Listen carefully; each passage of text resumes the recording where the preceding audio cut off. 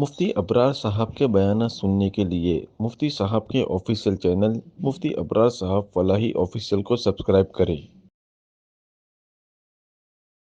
اعوذ باللہ من الشیطان الرجیم بسم اللہ الرحمن الرحیم سبحان الذي أسرى بعبده ليلا من المسجد الحرام إلى المسجد الأقصى الذي باركنا حوله لنريه من آياتنا إنه هو السميع البصير صدق اللہ العظیم۔ شروع کرتے ہیں اس اللہ کے نام سے جو نہایت رحم کرنے والا بے پناہ رحیم ہے۔ پاک ہے وہ ذات جو اپنے بندے کو راتوں رات مسجد حرام سے مسجد اقصی لے گئی، جس کے ارد گرد ہم نے برکتیں رکھی ہیں تاکہ ہم اس کے ذریعے سے اپنی نشانیوں کو دکھلاویں، اور بے شک وہ ذات خوب سننے والی خوب دیکھنے والی ہے۔ یہ سورہ بنی اسرائیل کی پہلی آیت کریمہ ہے، اور اس آیت کریمہ کے متعلق چند باتیں ہم کئی دنوں سے سنتے چلے آ رہے ہیں۔ اس آیت کریمہ میں اللہ تبارک و تعالیٰ نے معراج کے واقعے کو ذکر کیا ہے، اور معراج رسول اللہ صلی اللہ علیہ وسلم کے معجزات میں سے ایک معجزہ ہے۔ جیسا کہ کئی مرتبہ ذکر کیا گیا کہ معراج کا واقعہ ایک ایسا واقعہ ہے جو اہل کفر کے کفر میں اضافہ کرتا ہے، ان کو اللہ سے دور کر دیتا ہے، اور اہل ایمان کے ایمان میں ترقی کا ذریعہ ہے۔ لہذا آدمی جتنی مرتبہ معراج کا واقعہ سنے گا، رسول اللہ صلی اللہ علیہ وسلم کی رسالت اس کی پختہ ہوگی، اور جتنی حضور علیہ السلام کی رسالت پختہ ہوگی، اتنا اللہ کی ذات پر یقین اور اتنا اللہ کی ذات پر ایمان کامل ہوگا۔ اس وجہ سے اس واقعے کو جتنا سنا جائے اتنا کم ہے۔ اس کی بنیادی چیزوں کو ہم تقریباً 3-4 دنوں سے سن رہے تھے کہ رسول اللہ صلی اللہ علیہ وسلم یا تو ام ہانی کے مکان پر آرام فرما رہے تھے، یا حتیم کے اندر تشریف فرما تھے۔ جبرائیل امین رات کے وقت آپ کو آئے اور آپ کو لے کر حتیم میں تشریف لے گئے۔ وہاں آپ کا سینہ مبارک چاک کیا گیا، اور اس کو آب زمزم سے دھونے کے بعد دوبارہ رکھا گیا، اور پھر براق کے اوپر سوار کر کے مسجد حرام تک کا سفر ہوا، مسجد حرام سے مسجد اقصی تک کا سفر ہوا،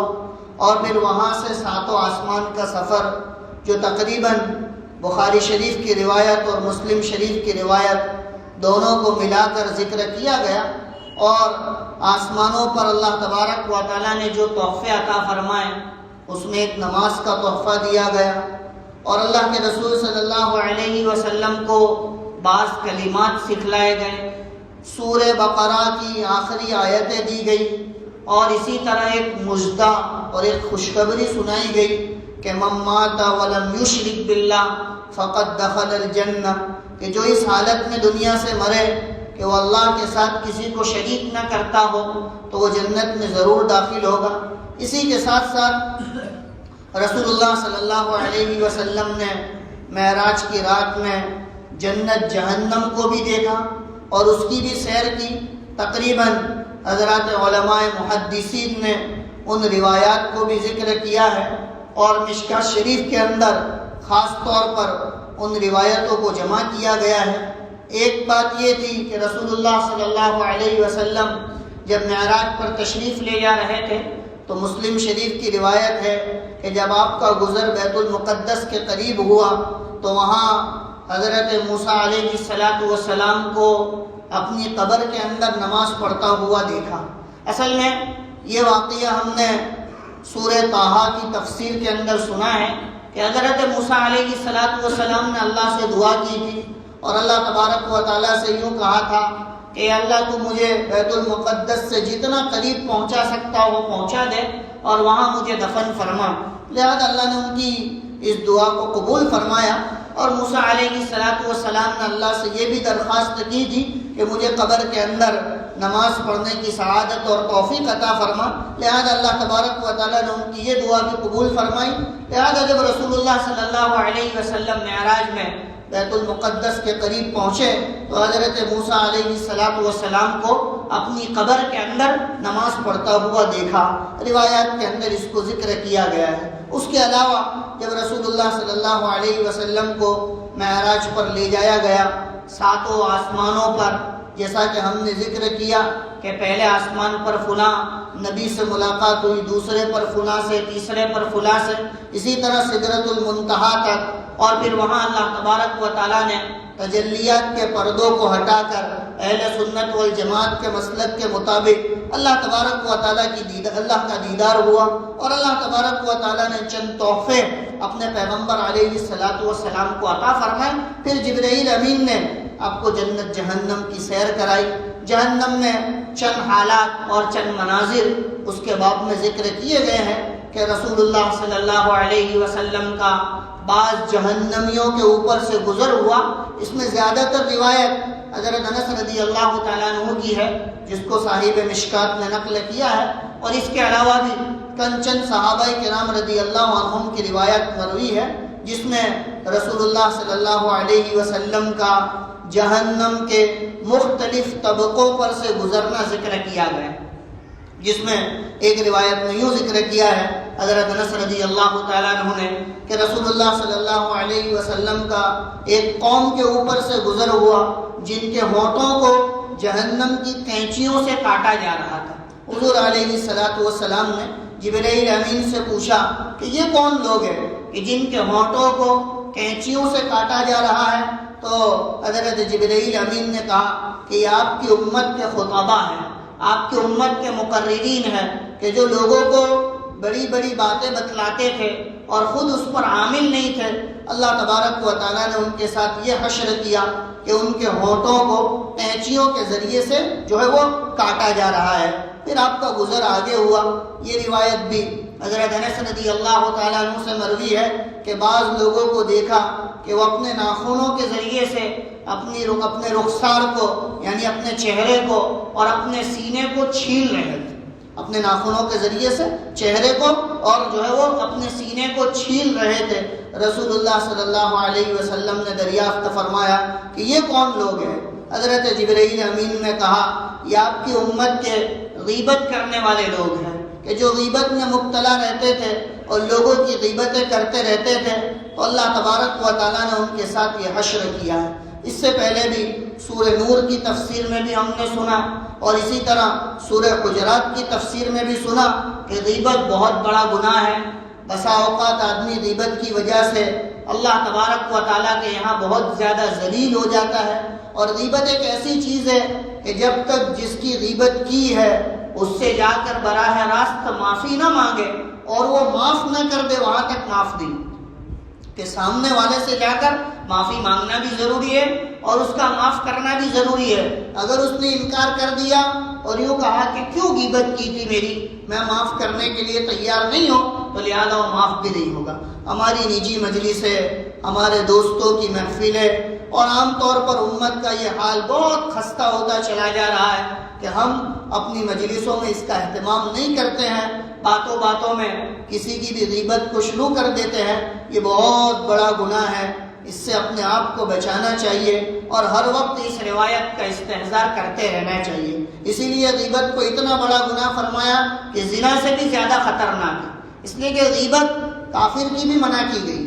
کہ کافر جو مومن نہیں ہے، اہل اسلام میں سے نہیں ہے، اس کی غیبت کرنے سے بھی منع کیا ہے۔ یہاں تک کہ میت کی، مردہ کی، کہا کہ جو آدمی دنیا سے چلا گیا ہے، قبر میں پہنچ گیا اس کی ہڈیاں بھی گل کر ختم ہو گئی. کہا کہ اگر اس کی بھی غیبت کرتا ہے تو اس کو غیبت کا گناہ اور وبال کہا کہ بھگتنا پڑے گا. اسی لیے ایک حدیث پاک کے اندر ذکر کیا گیا ہے کہ امت کے اخیر میں ایسے لوگ پیدا ہوں گے جو اپنے اگلوں کو برا بھلا کہیں گے,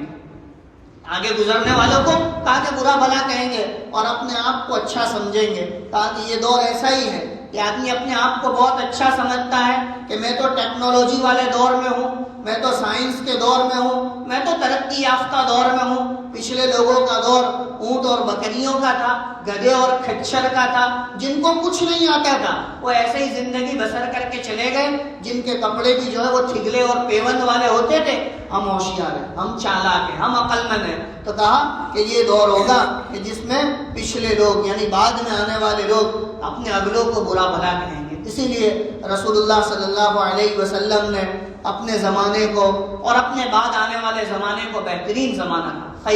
خیر القرون قرنی ثم الذین یلونہم ثم الذین یلونہم, کہ سب سے بہترین زمانہ, سب سے گولڈن زمانہ کہا کہ میرا زمانہ ہے, اور اس کے بعد آنے والا اور اس کے بعد آنے والا زمانہ ہے. لہذا آدمی کو چاہیے کہ وہ اپنے آپ کو کمتر سمجھے, اور جن کو رسول اللہ صلی اللہ علیہ وسلم کی صحبت ملی ہے, جو حضور علیہ السلام کے قدموں میں جا کر بیٹھے ہیں, جنہوں نے اپنا جان مال وقت سب کچھ خرچ کیا, وہ ہم سے افضل تھے, ہم سے بہتر تھے, ہم سے اچھے تھے. لہٰذا ان کے بارے میں زبان کھولنے سے پہلے آدمی کو جو ہے وہ 100 مرتبہ سوچنا چاہیے. ایسا نہیں ہے کہ آدمی جو ہے وہ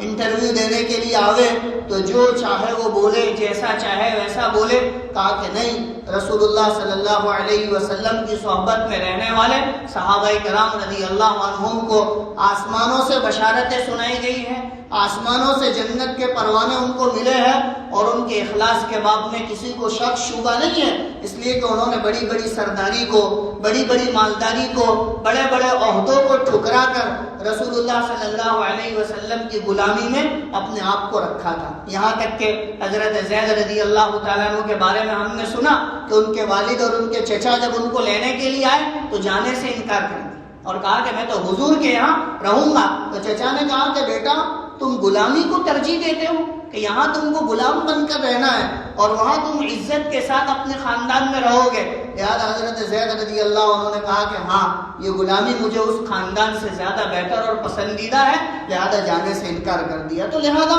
اللہ تبارک و تعالیٰ نے یہ جو ہمیں نعمتیں عطا فرمائی ہیں یہ سب ان کی قربانیوں کا نتیجہ ہے, لہذا آدمی کو ان کا احترام کرنا چاہیے. اسی طرح رسول اللہ صلی اللہ علیہ وسلم کا جہنم کی طرف اور آگے جو ہے وہ آپ کا سفر ہوا.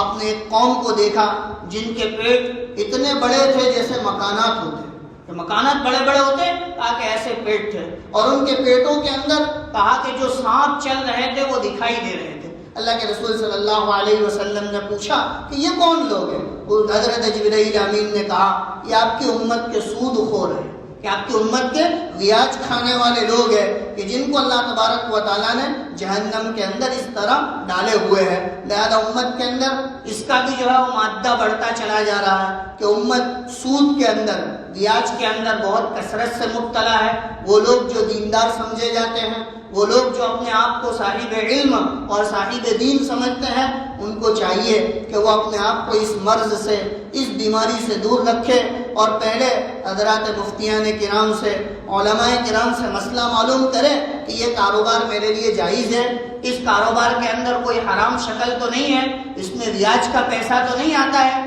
ہر کاروبار حلال نہیں ہوتا اور ہر کاروبار کرنے کا نہیں ہوتا, پہلے اس کے باب میں تحقیق کرے, اس لیے کہ حرام کا ایک لقمہ آدمی کی 40 دن کی عبادت کو خراب کر دیتا ہے. اور ایک روایت میں یوں ذکر کیا گیا ہے کہ آدمی 10 درہم کا کپڑا خریدے جس میں سے 9 درہم حلال کے ہو, 1 درہم حرام کا ہو, جب تک وہ کپڑا اس کے بدن پر رہے گا اللہ تبارک و تعالیٰ اس کی نماز کو قبول نہیں فرماتے ہیں. تو لہذا آدمی کو سود سے بھی اپنے آپ کو بچانا چاہیے. اسی طرح رسول اللہ صلی اللہ علیہ وسلم کا اور بھی کئی قسم کے لوگوں کے اوپر سے گزر ہوا. بعض لوگوں کو جو ہے وہ کچلا جا رہا تھا, ایک بڑا فرشتہ کہا کہ ان کو جو ہے وہ ان کے سروں کے اوپر اتنا بھاری پتھر مارتا تھا اور وہ پتھر لڑک کر جب جاتا تھا, اور پھر جب وہ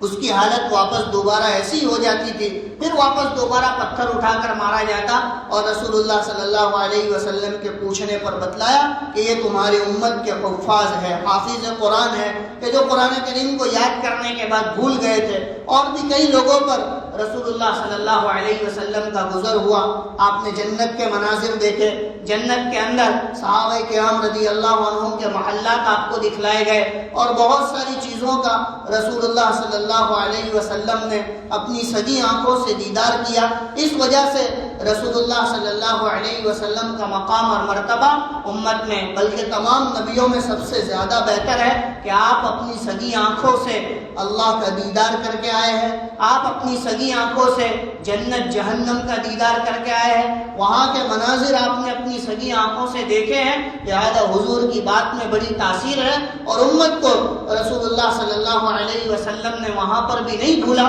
وہاں پر بھی اللہ تبارک و تعالیٰ سے امت کے باب میں سوال کیا، لہذا رسول اللہ صلی اللہ علیہ وسلم معراج کے واقعے سے بہت زیادہ خوش بھی ہوئے، اور وہاں کے حالات دیکھ کر بہت زیادہ نادم اور پشیمان بھی ہوئے۔ جہنم کی وہ وادیاں کہ جو بہت زیادہ خطرناک ہے، وہ بھی رسول اللہ صلی اللہ علیہ وسلم کو دکھلائی گئی۔ روایتوں میں بہت تفصیل کے ساتھ مختلف موقعوں سے مختلف جگہوں پر رسول اللہ صلی اللہ علیہ وسلم کے معراج کا واقعہ ذکر کیا گیا۔ ایک معراج کے وقت آپ کو جنت جہنم دکھائی گئی، اور ایک آپ کے آخری دور میں جب آپ نے